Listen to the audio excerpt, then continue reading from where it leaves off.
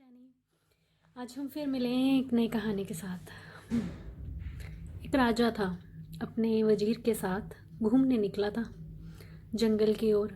उसने जंगल से निकलते निकलते दूसरे राज्य की ओर पहुंचा तो उसने देखा कि वहाँ पे एक किसान परिवार बहुत खुशी से उछल कूद रहा है, उसके बच्चे, और वो अपने बच्चों के साथ कितना मज़े से, कितनी खुशी के साथ अपनी उस ज़िंदगी को एंजॉय कर रहे थे।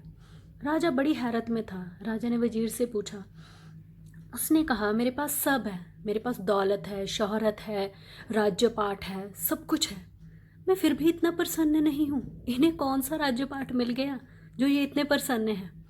तो वजीर 1 मिनट के लिए चुप रहा और फिर उसने कहा कि राजा जी, क्योंकि ये 99% क्लब के मालिक नहीं हैं। तो राजा को बड़ी हैरत हुई, ये 99% क्लब क्या होता है? तो राजा ने पूछा कि बताओ ज़रा, हम भी समझे। उन्होंने कहा, आप ऐसे करो, मैं आपको जो बोलता हूँ आप वही करना, फिर उसके बाद आप देखना कि 99% क्लब क्या होता है। उन्होंने कहा ठीक है। उन्होंने कहा बोलो क्या करना है। तो वजीर ने कहा, मुझे 99 अशर्फियाँ दे दीजिए। उसने कहा, अशर्फियाँ? ठीक है, मैं 99 अशर्फियाँ तुम्हें दे देता हूँ, पर तुम इसका करोगे क्या? उन्होंने कहा कुछ नहीं, बस आप मुझे वो अशर्फियाँ दे दीजिए। राजा ने उसे अशर्फियाँ दे दी। तो फिर वो अगली सुबह उस किसान के घर की ओर गया और उसने उस किसान के घर के आगे वो अशर्फियाँ रख दी। जब किसान सुबह सुबह उठा, वो अपने खेतों की तरफ जाने ही लगा था कि उसकी नज़र उसके दरवाजे पे पड़ी एक थैले की तरफ गई। और जब उसने उस थैले को खोल के देखा तो उसमें से कुछ अशर्फियाँ निकली। वो फटाफट उस थैले को अंदर ले आया और बैठ के गिनने लगा। जब वो गिनने लगा तो 99 अशर्फियाँ। उसने कहा नहीं नहीं नहीं, कुछ ना कुछ तो गड़बड़ है, 99 नहीं हो सकती, पूरी 100 होंगी या उससे ज़्यादा होंगी। तो उसने कहा मैं एक बार फिर गिनता हूँ। फिर उसने दोबारा गिना। दूसरी बार भी गिनने पर जब वो 99 निकली तो उसने कहा यार कुछ तो गड़बड़ है। फिर उसने अपनी बीवी को बुलाया। उसने अपनी बीवी को बोला कि तू भी गिन। उसने गिना तो उतनी ही निकली। तो फिर वो परेशान, उसने बोला तू भी गलत है। अपने बेटे को बुलाया, अपने बेटे को बुला के बोला कि अब तू गिन। तो उसने भी गिना तो उतनी ही निकली। तो वो परेशान हो गया कि अब क्या किया जाए। तो घर वाले कहते आप इतने परेशान क्यों? कहता यार इसको 100 करना होगा, ये तो 99 है, इसके साथ तो कुछ हो ही नहीं सकता। जब तक ये 100 नहीं होंगी तब तक तो सुकून ही नहीं आएगा। अब इसके लिए एक अशर्फी के लिए मुझे दिन रात मेहनत करनी होगी। तो वक्त निकलता गया, 1-2 महीने निकले।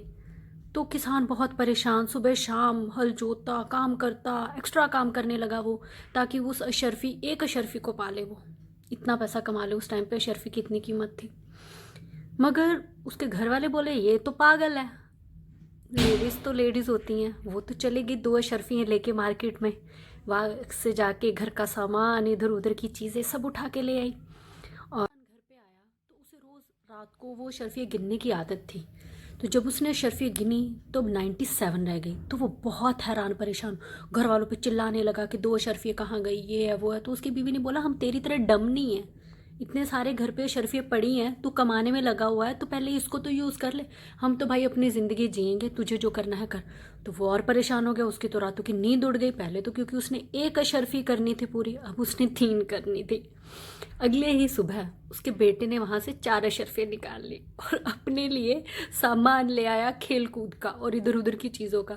जब पिताश्री ने आके फिर अशर्फियाँ गिनी, फिर वो और परेशान हो गए क्योंकि अब 7 अशर्फियाँ कम हो चुकी थी। इन सब चीज़ों को चलते हुए तकरीबन तकरीबन 6 महीने हो चुके थे।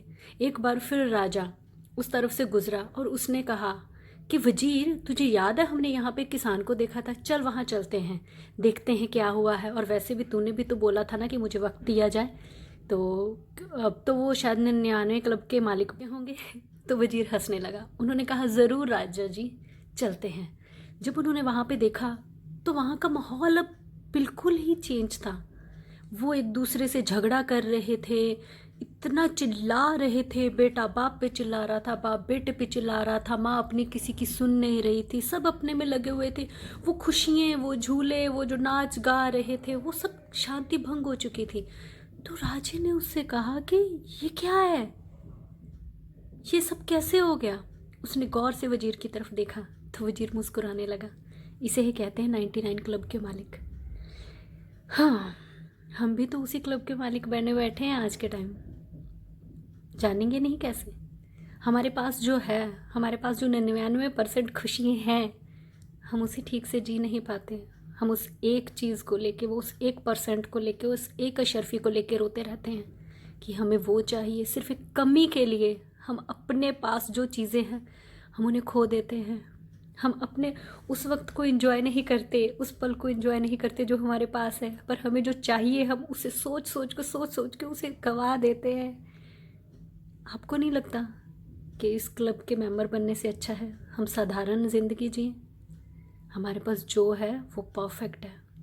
अपनी लाइफ को आज में जीना सीखें। फिर मिलेंगे अगली बार। सब्सक्राइब माय चैनल अगर मेरी कहानी अच्छी लगती हैं।